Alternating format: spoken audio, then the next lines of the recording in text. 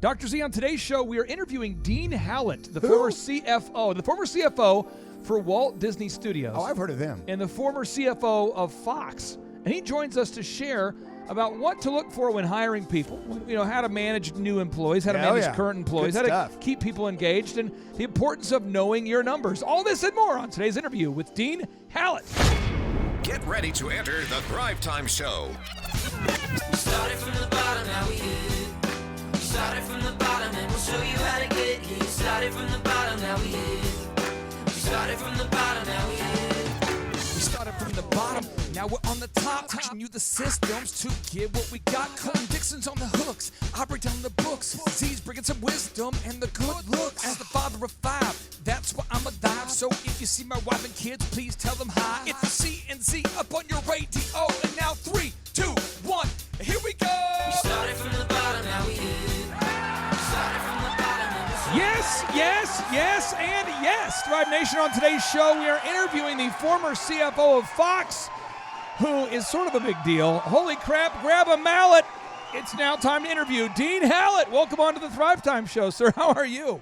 I'm doing great. So great to be here. Thanks. For some reason, I get excited. I want to grab a mallet. It's not just because it rhymes. That's just kind I've used that rhyme with my name a few times. Okay, now I gotta ask you. You've had so much success. I mean, you have been an executive vice president and CFO for the Walt Disney Studios, the CFO of Fox. So let's go back to the very beginning before the success. What were you doing before you went to the next level? Well, first of all, I grew up in Southern California, so I guess I'm one of the original Valley Boys, as they depicted. And I had an interesting start. You could look at my childhood and think that it was a really bad childhood, but there were some formative things in there. I actually had an overall positive experience in my childhood, but I think that's just in my nature. I went to military school. I was bullied by my older brother, and I lost my father when I was 13 years old. So you could look at those things and think, well, maybe not a normal childhood. Real quick, I want to ask you here. You said, Can you repeat the things that happened to you that some would consider not to be a positive thing? I just want to make sure the listeners get that, because you just said 3 profound ideas. Can you repeat that again? Sure. I went to military school. Got it. And the reason I characterize that one is because the transition into a normal social environment in high school was a challenge for me. I was not socially adjusted. I was bullied by an older brother, which went from probably age 5 through about age 14. Wow. And I lost my father when I was 13. How do you stay positive going through those things? Do you have like a sort of a mantra? Do you have a religious belief? Do you have so somebody out there going through those same circumstances would maybe perceive those things as a negative events? Yeah, look, in the moments, some of them were really challenging. Overall, I have a love for life. I love being here. I love being able to have an impact. And I didn't always feel that way, that I was able to have an impact. I had times where, like I said, going into high school, I wasn't socially adjusted. Coming through college and then going out into the working world, didn't really feel like it was all there. I think I would say this. Because of the bullying, I learned to protect myself and be a survivor.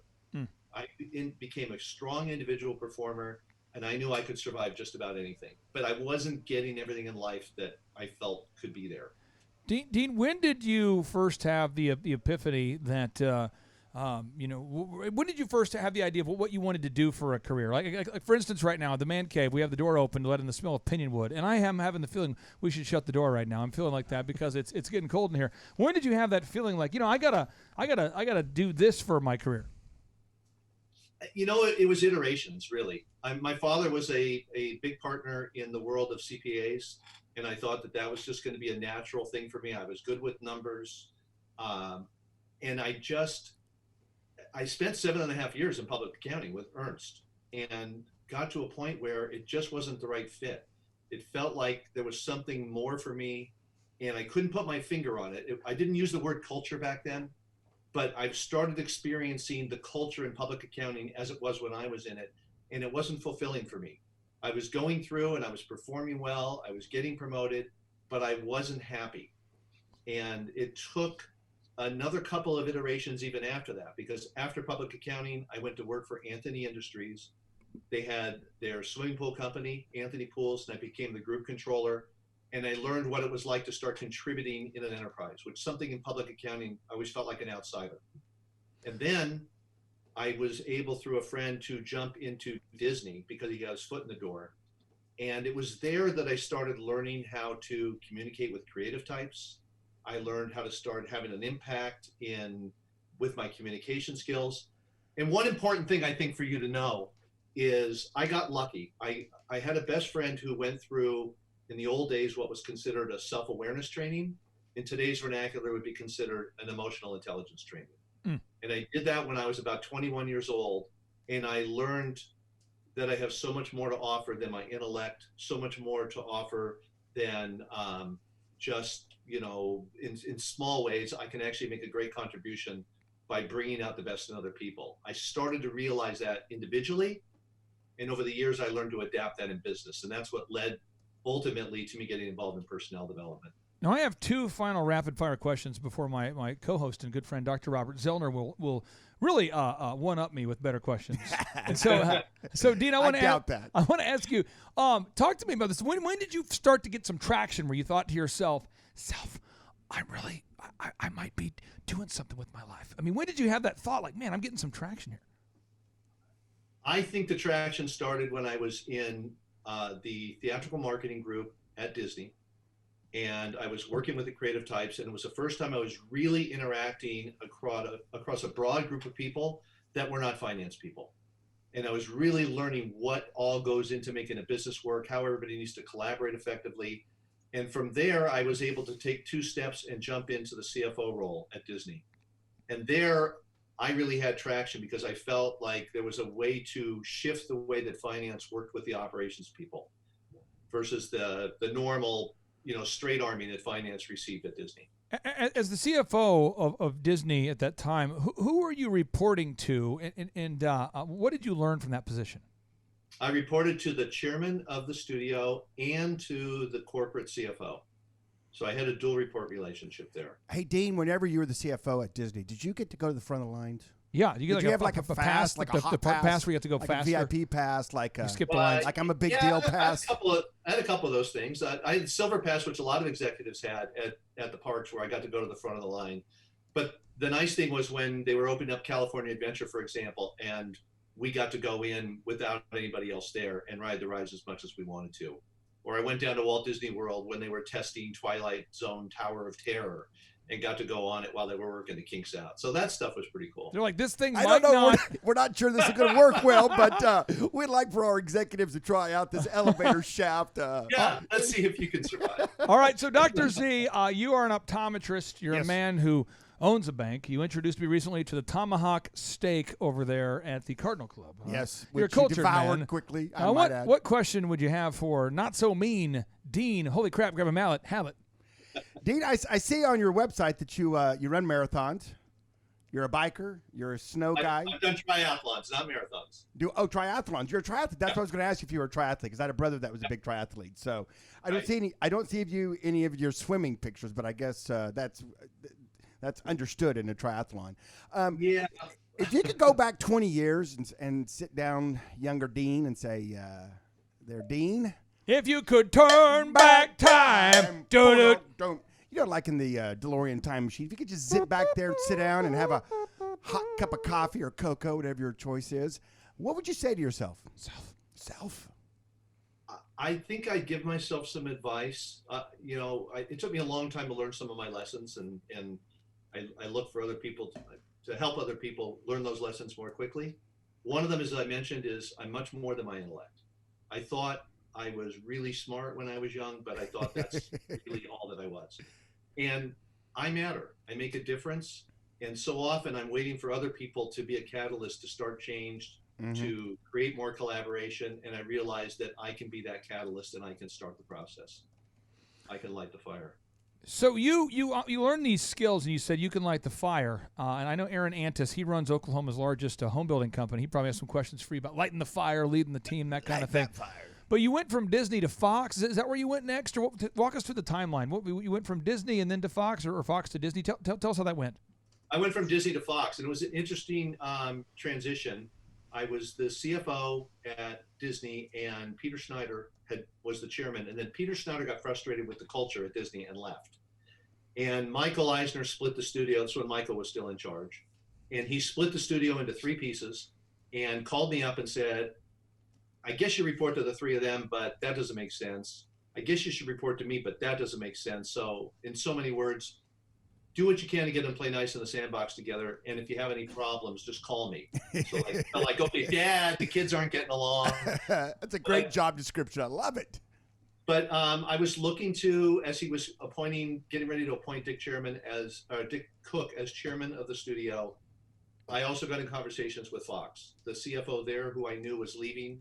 And I had heard great things about the Fox culture being much more entrepreneurial, much less infrastructure, which meant much more opportunity to jump in and contribute in different ways, where I wasn't carved into a specific lane, which was Disney is really good at. And so I jumped over there, and on day one, I knew how much the culture was different at Fox, because the chairman, Jim Giannopoulos, came up to me, gave me a big hug and said, you're the CFO. You don't need to ask permission to attend any meeting or to get involved in any project you want. Contribute, find your way to contribute, and just do it. And I knew right then that it was a completely different mindset than there was at Disney. And it gave me an opportunity to really jump outside of my normal finance areas and get involved. Aaron Antis, you run Oklahoma's largest home building company, and you were notorious for asking poor questions. This is true. Questions that offend our guests. The questions that cause guests right to now get he up has and say, 37% hang up rate on his questions. 37%. Just hang up. It could get off. It's like Madonna and Dave Letterman. That sort of rapport or lack thereof. So get ready, Dean. Aaron Antis, what question would you have for Dean? Well, my first question really was about It's a Kadoozy, the frozen popsicle thing that they have at Walt Disney World. But I'm not gonna go with that one. Not gonna go with that one. Probably too tough of a question. But I was gonna ask you. You talked about culture and how important culture was, and just seeing a difference in culture. When culture is all about the people that are a part of your team, and so. In your team, when you guys are bringing people on board, what is the ingredient you're looking for? That's good. That you want to make sure they have? And then is there also, on the flip side of that, an ingredient that you want to kind of weed out and not bring on to your team? That's a good question. I don't think he's going to hang up. I've got a good feeling on this one. He's answering. I wish it was a perfect science. What I look for is somebody who is coming in that will be, and I know it sounds like, just typical language that you hear all the time right now, buzzwords, but somebody who wants to be a team player, somebody who really is willing to think outside their own individual performance, even outside their own departmental performance, to get a grasp on contributing in a way that helps the organization as a whole move forward. At Fox, we were really siloed, and it was one of the most challenging things was get people to think outside their own individual areas' results. Yeah. What I'd want to weed out are probably people that are too ego-driven. If they're too ego-driven, it's more for themselves, and it's get in the way of the team. So, and one thing I think is really important that gets left out so often is find a way. People sort of discount the introverts, and the introverts have a lot of great ideas. You just need to find out how to bring them in. So I'm not just looking for the people that are out there and extroverted and all that. I want the introverts too, because I think some of the best ideas in the world are trapped inside them, and all you got to do is give them permission to speak and let them out. Wow. See, what I'm going to do here to appeal to the introverts out there a little bit more, I'm going to do a little Charlie Rose. I like Charlie Rose, the long-form interviews. So let me try my next question, kind of a Charlie Rose voice here. Dean, who is the real Dean Hallett? No, I'm just kidding. Dean, seriously though, your numbers, knowing your numbers as a CFO, we have most of our listeners are small business owners. And so you see this, it's sad, but a lot of people, they're so busy, they're so excited, they're so extroverted, they're excited about the growth of the company, they have no clue how to manage their numbers. None. If you were going to go into a small business out there with 25 employees or less right now, you're going in, and as the former CFO for Walt Disney Studios and the former CFO of Fox, and what would you do in your first week as the CFO of a company with 25 employees or less? How would you fix the numbers? I think the first thing I would do is dive into the cash flow, because in a small organization, cash is king. You got to be able to remain running, and so see what their sources of cash are and where they're burning it. That's number one, just to make sure that the cash is there. And number two is I would pull the whole team together to get everybody to talk about what's in the way, what's not working, what's working, what's not working across the individuals, and hear from them where the opportunities are that may not be missed. What I struggle with, I call it the missing piece.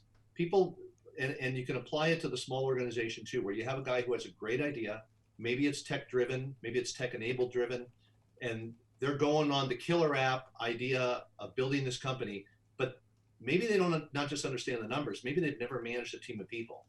And if that company starts growing very rapidly from 10 people to 20 people to 30 to 50 to 100, it's very easy for the culture to get messed up. You see a lot of these new companies out there where the culture is not where it needs to be.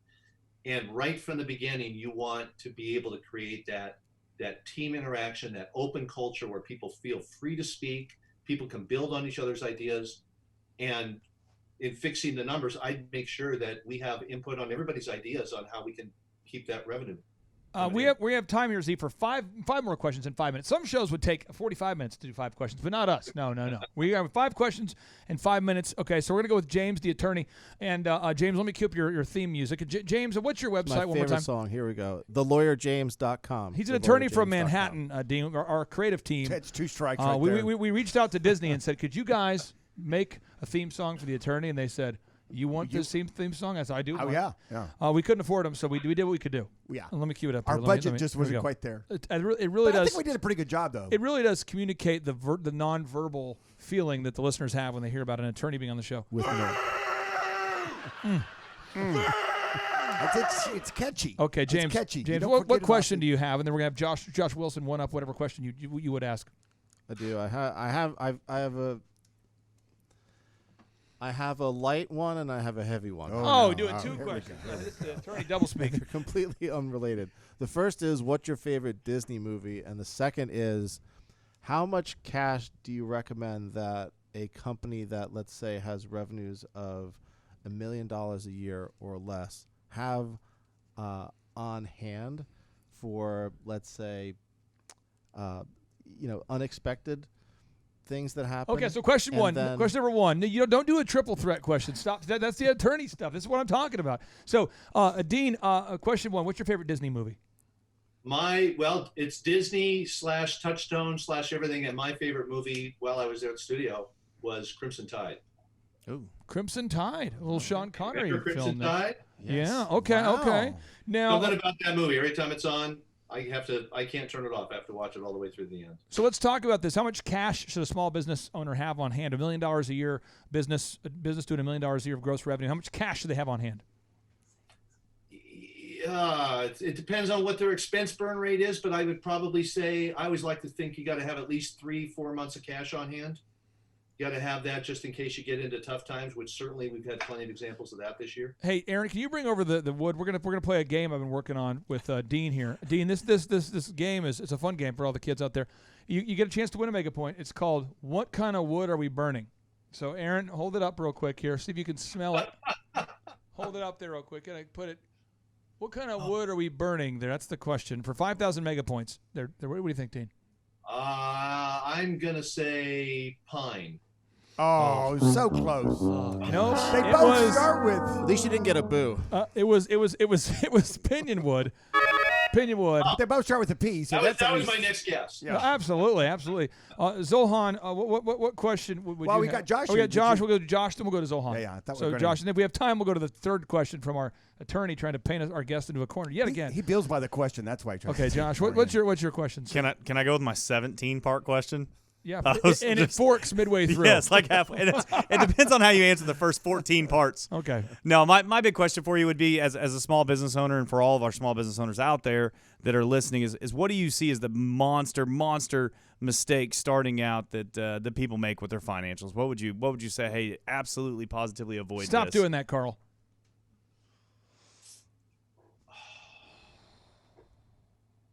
Yeah, I don't see too many challenges. I shouldn't say that. I don't see too many examples where people really mess up on their financials early. The issue where they mess up on the financials is where they grow and they continue to do the same thing. And That's there great. are changing ramifications, obviously, as a company grows and gets larger. And I think the biggest idea there is, where can you scale? Where can you get your efficiencies? And because if you just keep getting the same margin and don't find any efficiencies as you grow, you're missing huge opportunities. Dean, were you looking at your numbers like once every 18 months? Or were you looking at the numbers every day? I mean, as the CFO, how often are you looking at the numbers? I was looking at the numbers for sure every month. We closed every month, looked at the numbers, saw where we stood. We were constantly doing updated forecasts. I would say, in general, I was looking at the numbers a couple times a week. Yeah. I had bosses that really wanted to know exactly where we stood all the time. Sure. Dean, how much of your break it down for me? How much of your time was working in the business versus working on the business? In other words, the CFO, I mean, that's kind of a fancy title, Chief Financial See, Officer. let me cue up the break it down music real quick. Give us a break it down. Oh, there we go. Come on. Oh, yeah. I mean, so were you actually sitting there in QuickBooks plugging numbers in, or did you have an army of people doing that, and you just looked at it a couple times a week? Or so did you actually kind of do some financial work, or were you just kind of the big picture guy trying to find places where you could save money, do better, new ideas? You probably helped co-write Crimson Tide, I'm sure, in your spare time. Yeah, things absolutely. like that. So in and on, if you know what I mean. Yeah, I would say probably working on the financial things myself, maybe 10% of the time. Wow. I did have an army of people. I would sometimes want to get in there and look at certain scenarios and play with numbers myself to see what we could come up with in terms of different strategies. But most of the time, people were going through the process of building the numbers up for me. And analyzing. my last question for you, is it inherent in every bookkeeper / wanting to be a controller / wanting to be the CFO? That's the mindset, you hire someone to keep your books. Next thing you know, is it every one of their minds that about 95% of them that I've encountered always want to kind of manage something or do something that has nothing to do with giving me my P&L They want to take over your life. They want to, they see a problem, and then instead of talking to me about it, they want to go fix it. Next thing you know, you only have one pair of pants. That's it. And That's all you needed. And they're wrinkled More all the efficient. time. One pair of pants. Is that just inherent in the mindset of doing the numbers and then realizing, oh my gosh, I see a problem, now I'm going to go try to fix it? And when Yeah, you find a lot of finance people that want to, particularly finance as opposed to accounting, who want to become operational managers. They want to get in, they want to have an impact on the business as opposed to just reporting on the business. Right. So See, it's now time for the bonus. I just want my P&Ls on time and accurate, please. It's not too much to ask. See, here's the deal. Z. We have time for two final bonus fry questions. Ooh, bonus. It's we've had the French fries. Oh yeah. We thought we were done. Oh, you look down the bag and you guess look what? down and there's Oh. one bonus fry. Oh, those are the best. Bonus fry question, Those sir. are the best. The first 4 hours of your day, back in the day when you were really rocking and rolling with your career as the former CFO of Walt Disney Studios, how did you organize the first 4 hours of your day when you were really in the thick of things? Well, I like to get my day started early. One, because I wanted to be ahead of the game, and two, because I wanted to beat the traffic. I had a little bit of a commute. So I'd get up at 4 or 5 o'clock in the morning. Oh, yeah. I would head to the gym, and I would do, whether it was my swimming training, whatever it was. I usually did one or two different things while I was there, 5 days a week. And that kept me mentally alert, physically strong. Working at Fox was not an easy thing. You constantly needed to be on your toes. We were constantly challenged. I came in and I worked on getting through. First thing I did, by the way, when I got up, is I checked my emails, because we were a 24/7 company, and I wanted to see if there were any fires overnight. Then when I get in the office, I check again, see what it is I needed to respond to, and typically I had my own agenda of what it was I wanted to accomplish, whether it was in that day or in that week. For example, there was a multi-year project I did, overseeing the building of our digital supply chain. And that needed to be tended to all the time. So I constantly was looking at what my goals were and milestones that we had to accomplish there. Final. But one more thing. Yeah. The most important thing that consumed time there was meetings. And there were way too many, and they weren't necessarily structured to be as efficient as possible. Oh yeah. Folks, Death by meetings. Don't be having meetings you don't need to have, folks. Come on now. Oh, Absolutely. drive me crazy. Now, my final question I have here: the listeners out there, we got about 500,000 listeners that love to take action. Z, they love to implement. Is there a project you're working on right now? Is there an action step you want the listeners to take, Dean? Something you're working on you want all of our listeners to know about? Sure. I'm actually writing a book for the first time in my life. Oh, nice. It is not my wheelhouse. It's probably not going to be ready for a couple months or so, but it's on leadership. It's called Accelerated Leadership: How Successful Companies Develop High-Performance Cultures. And would you direct all the listeners to your website to learn more about that, or to tell us where can they learn more about the book and about things you're working on? Yeah, the book is about what I'm doing now and the background on it, which is leadership training and development, particularly inside of companies as opposed to for individuals. And the website is hallettleadership.com. And when the book is ready, it'll be there. But right now, it talks about what I do and why I do it. Well, I tell you what, Dean, when you get the book done, we'd love to have you on the show again. Absolutely. We were placing bets. We're like, is this guy going to come on and berate us? And is James going to offend him? Or is it going to go well? You know, I gave it 50-50. It was a 50-50, but it ended pretty well. I mean, it was okay. Dean, He stayed on the line. This is just the engagement? You were testing me out here or what? Absolutely. Yeah, this is foreplay. This wasn't. Wait till the wedding night. Whoa. This is the Hey, appetizer. guys, listen. Where are y'all going with this? What is it? Oh, my Don't goodness. harass our guest. Oh, Unbelievable. my Last time that happened, they never came back on the show. Just never came stopped. back. Last time that happened, Andrew was born, right? No, we got that nasty, mean letter from that attorney. Remember that last time we did that? let me. That was Okay, so we're gonna. wrong. Dina, we apologize for everything we just said in the Sorry. last 60 seconds. Sorry. We can't take it back. Sorry, not sorry. I think. Okay, Dean. I hope you have a great rest of your day, sir. All right. Thank you. Take care. Thanks, Dean. Great seeing you guys. And now, without any further ado, 3, 2, 1, boom!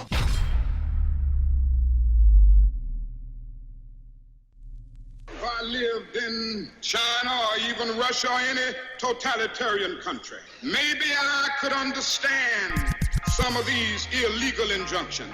Maybe I could understand the denial of certain basic First Amendment privileges because they haven't committed themselves to that over there.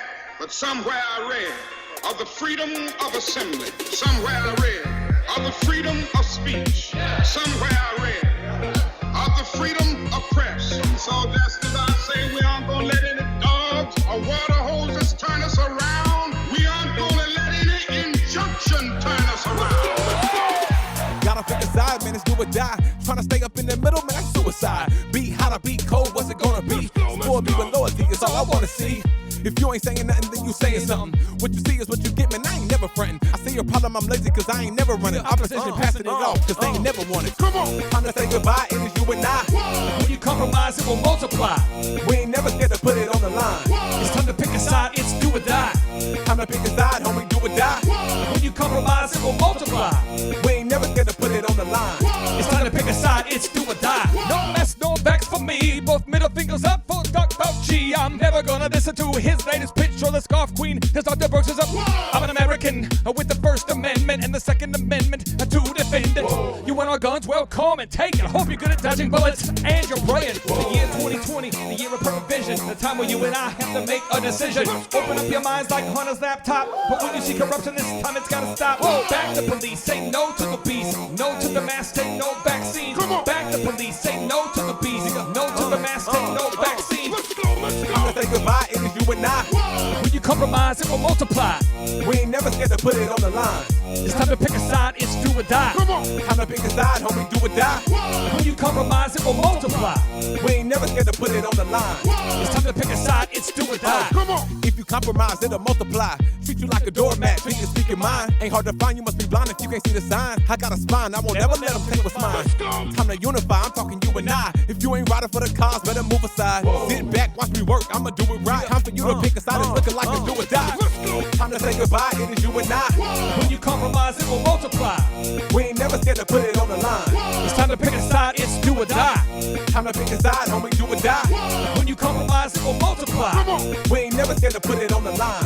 It's time to pick a side, it's do or die. Our country will never be a socialist country. We're not going to let it happen.